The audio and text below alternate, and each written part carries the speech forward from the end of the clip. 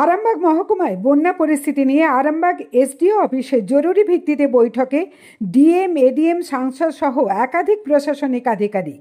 গত 4 দিন ধরে নিম্নচাপ হওয়ার ফলে আরামবাগ, তারকেশ্বর নর্থ সহ মুন্ডেশ্বরী, দামোদর, দ্বারকেশ্বর একাধিক নদীতে বন্যা পরিস্থিতি তৈরি হয়েছে। আর সেই নিয়েই আজ আরামবাগ মহকুমা শাসকের কার্যালয়ে জরুরি ভিত্তিতে বৈঠক ডাকা হয়েছে। সেই বৈঠকে উপস্থিত আছেন ডিএম, এডিএম, সাংসদ, জেলা সভাপতি সহ এসডিপিও, এসডিও, আইসি সহ একাধিক প্রশাসনিক আধিকারিক। কুশ কুমার পাড়ের রিপোর্ট, আরামবাগ টাইমস।